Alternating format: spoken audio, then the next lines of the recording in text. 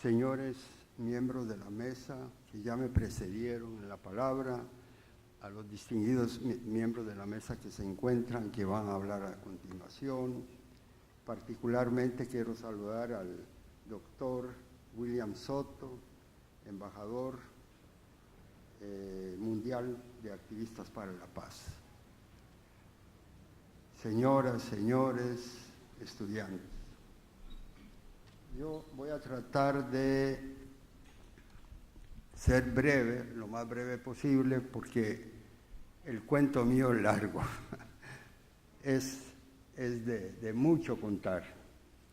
Yo nací en una ciudad polaca, una buena proporción de la ciudad era gente judía, y ahí vivían gente que se dedicaba particularmente a actividades tan diversas como zapateros, sastres, eran artesanos. Agricultura era la principal base para vivir de la mayoría de ellos, pero había una sola cosa importante en esa ciudad, que era una fundidora de acero. Es la única actividad industrial importante.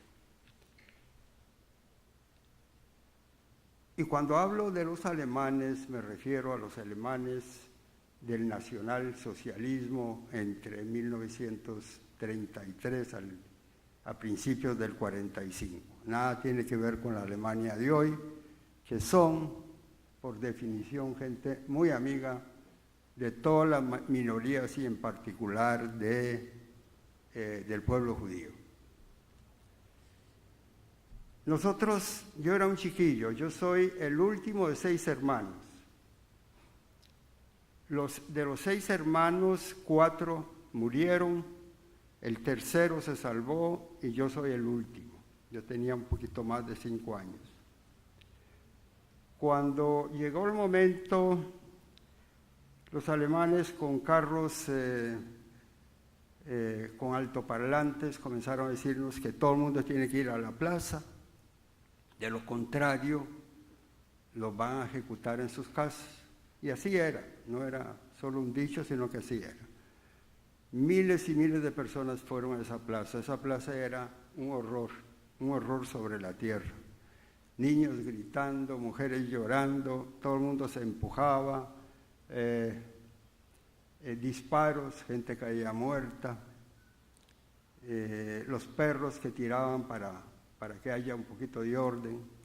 Todo eso ustedes lo han visto, lo han leído en diferentes libros y han visto numerosos documentales, como acabamos de ver. Lo bueno era que ellos permitían que la gente fuera a los baños de las casas que estaban enfrente de la plaza. Yo me perdí inmediatamente, mi papá y 2 de mis hermanos. Todo el mundo se separó. Era imposible mantener orden y estar unidos. Una vez entré a un baño, lo vi, regresé a la plaza. Posteriormente decidí entrar otra vez a un baño. Los baños en Polonia eran como los baños aquí en el campo, que están fuera del edificio. Y estaba fuera de la casa, y en ese baño yo vi un ático. Entonces decidí subirme y quedarme ahí. Me quedé ahí hasta el día siguiente. Me dormí y me quedé ahí. Al día siguiente salí, entré a la calle que estaba enfrente de la plaza y comencé a caminar. En Polonia, un lugar seguro son los bosques. No hay mucha montaña, pero sí hay muchos bosques. Yo conocía, a pesar de la edad, yo conocía que a unos 5 o 6 kilómetros había un bosque muy importante. Caminé y llegué al bosque, a pesar de que había grupos de soldados, de policías, de otro tipo de elementos. Nadie se metió conmigo, ni yo me metí con ellos. Fui directamente al bosque, ahí me quedé. Pero ahí me quedé mes y medio, solo. La pregunta comenzaba la pregunta difícil era, ¿y la comida? Bueno, la comida eran hongos, hay mucho hongo en Polonia, y algunas frutillas. Pero esto no pudo durar mucho. Al mes y medio de estar ahí, yo me hinché. Y cuando me hinché, dije, bueno, aquí ya no puedo seguir, regresé a la ciudad.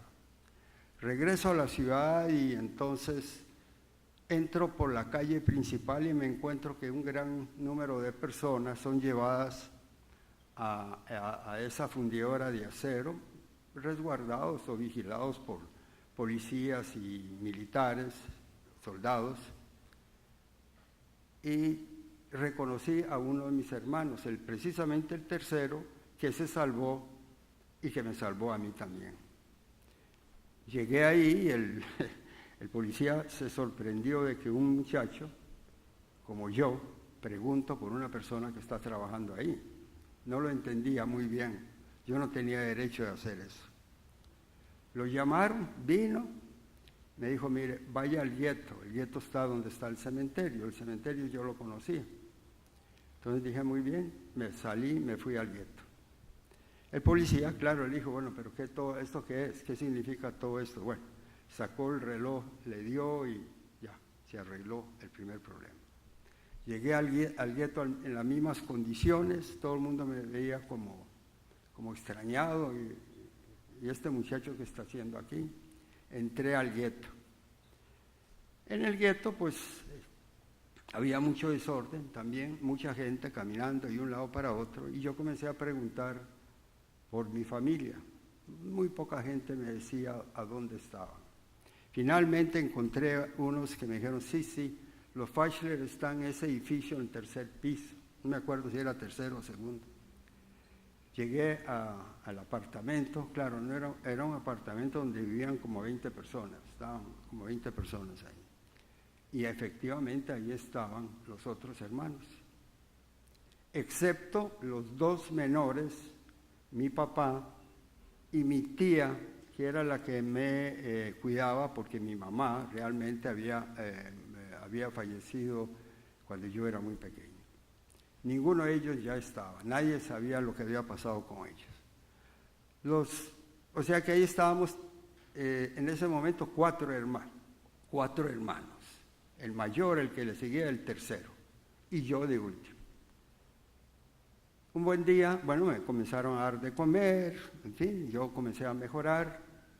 Un día me dijeron, los dos hermanos mayores se van a ir del gueto, se despidieron y se fueron del gueto a formar parte de la guerrilla que estaba peleando contra la ocupación alemana. A esos dos hermanos nunca más los volví a ver. El tercero me dijo un día, vea, yo voy a salir, pero voy a regresar por usted. Salió. Ustedes pueden preguntar cómo es eso de que entraron, salieron del gueto.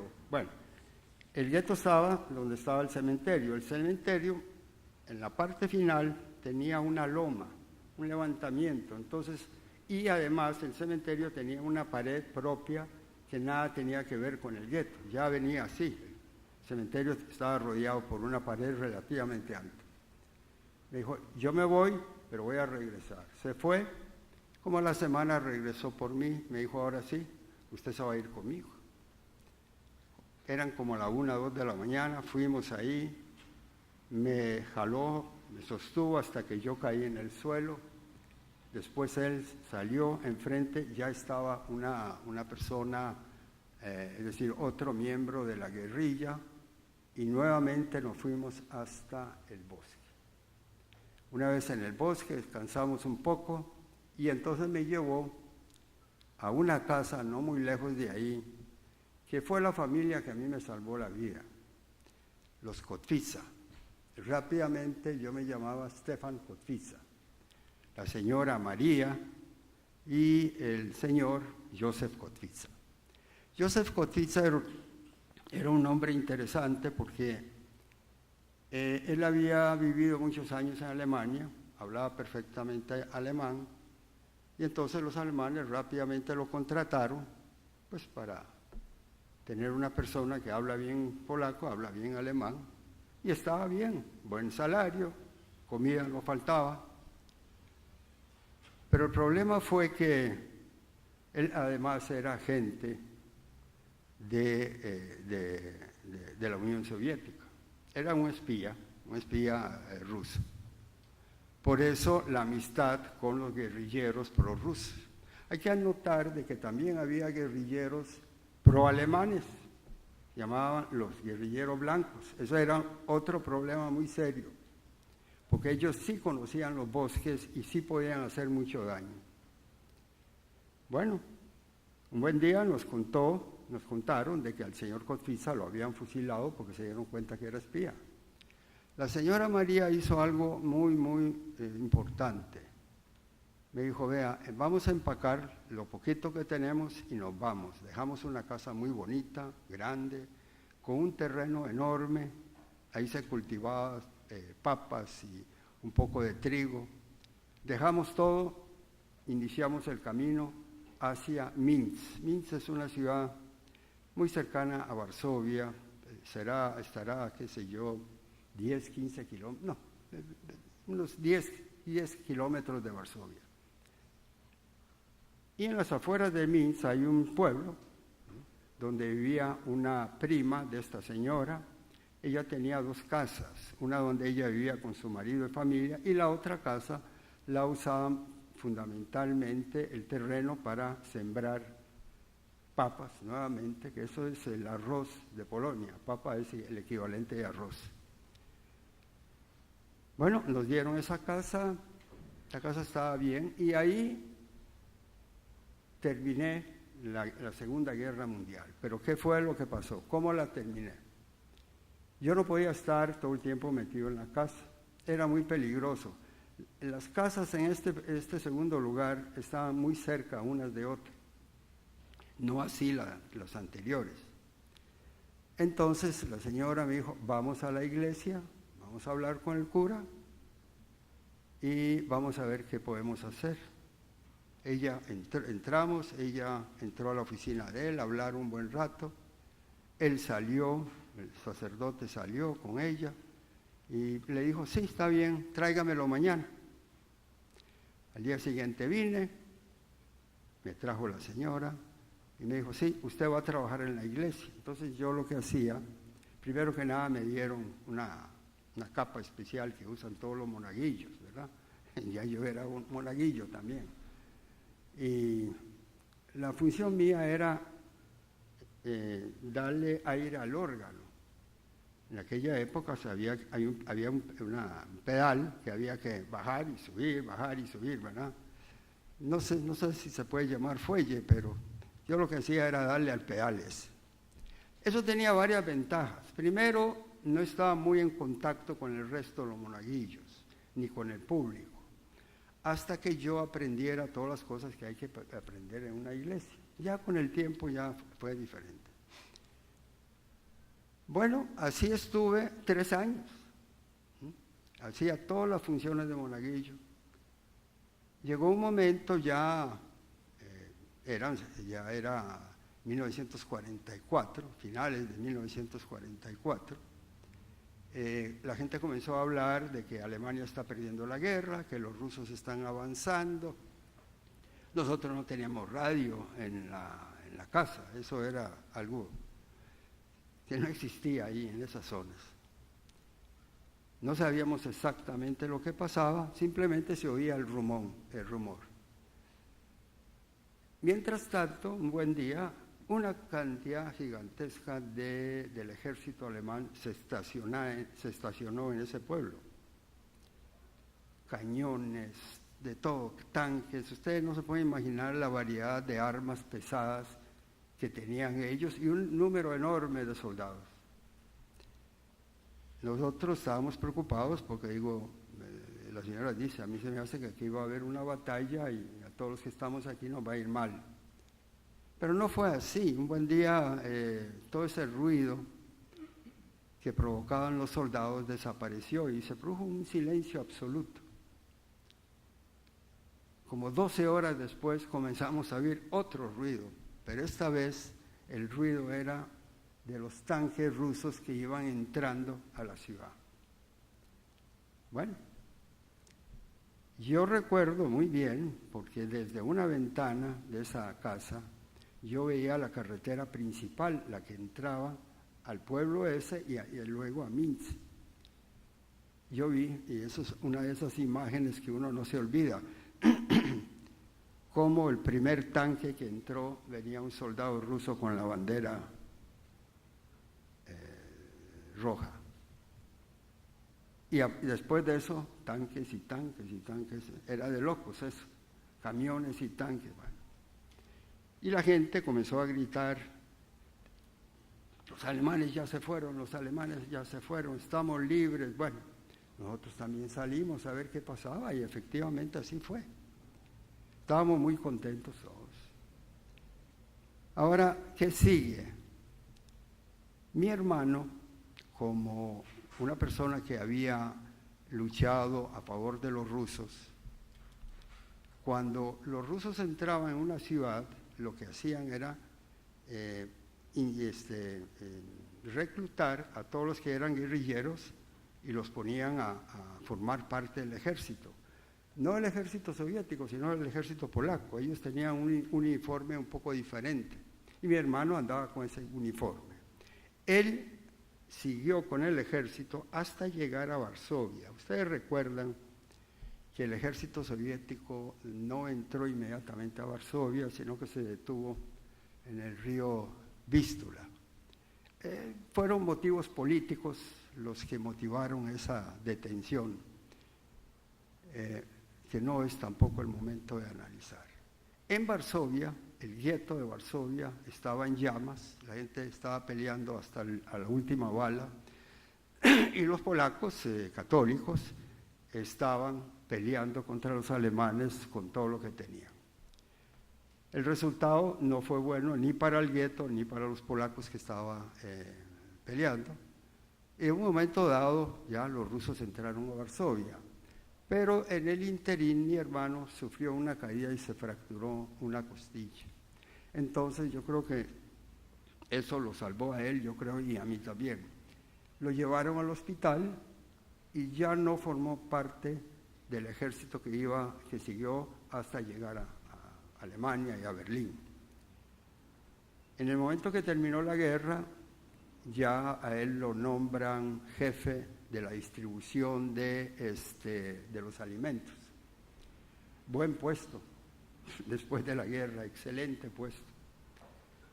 Comida no le faltaba, tenía una magnífica posición, incluso tenía un jeep con un chofer. Era un héroe. En aquellos momentos, una persona así es un héroe. Y él dijo, bueno, ahora voy a buscar a mi hermano para ver si vive o no vive. Entonces se fueron a la ciudad de donde somos nosotros, Ostrovets.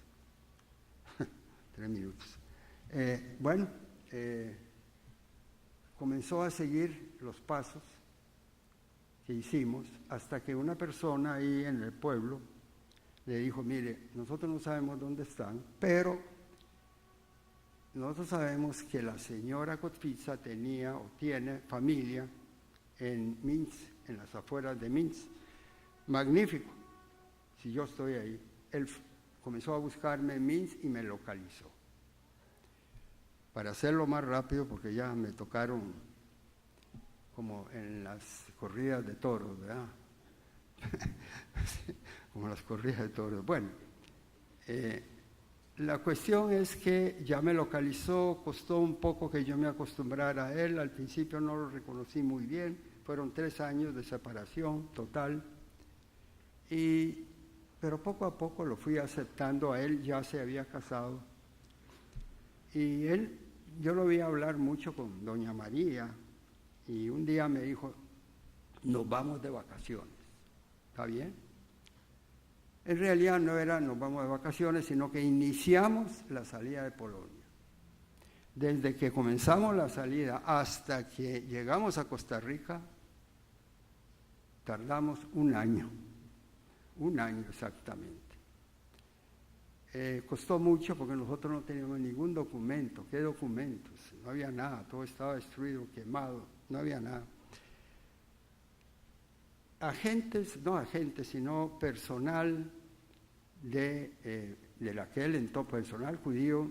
Ustedes saben que en Israel o Palestina en aquel entonces vivían 400,000 judíos siempre. Y muchos de ellos formaron parte del ejército inglés. Esa gente salió por toda Polonia y por toda Europa a convencer a los judíos que habían sobrevivido para que emigren a Palestina y posteriormente a Israel. Es decir, posteriormente se convierte en Israel.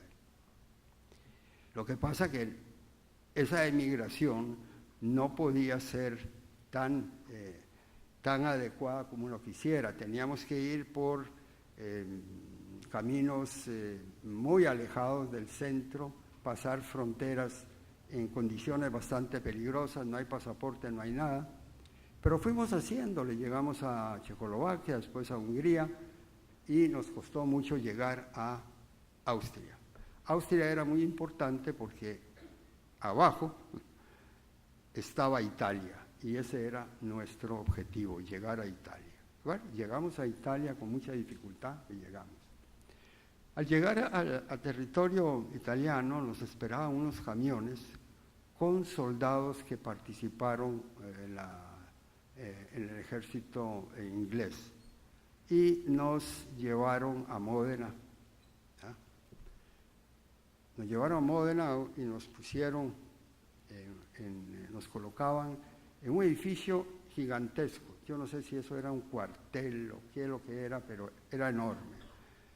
Y miles de personas fueron acomodadas en ese edificio. No todos eran judíos, muchos otros eran pertenecientes a otras minorías, pero todos los que llegaban a Italia en esas condiciones, por lo menos a nivel de Módena, terminaron ahí. Una de las personas que estaba en ese lugar había estado en Costa Rica antes de la guerra, y él, señor Lustig, y él le dijo a mi hermano que él no iba a Palestina, sino que él va a venir a Costa Rica, porque él conoce Costa Rica, ya había estado. Y entonces mi hermano le dijo, mire, nosotros tenemos familia en Costa Rica, tenemos un tío, una tía que habían llegado a Costa Rica en 1932 y viven en apartado 1203. Él no sabía lo que es apartado, entonces dijo, viven en la calle apartado 1203. Le escribimos a mi tío, él le escribió, y mire, como en menos de un mes nos llegó la respuesta. Dicen, dentro de una semana les van a llegar los documentos para que ustedes lleguen a Costa Rica. Hay muchas cosas entre eso hasta llegar a Costa Rica. Nosotros llegamos a Costa Rica el 1 de septiembre de 1946. 2 años después se inicia la revolución. Yo entro a la escuela Buenaventura Corrales, donde estaba un primo mío, pero el problema era que ya yo tenía casi 11 años, no iba a entrar a primer grado.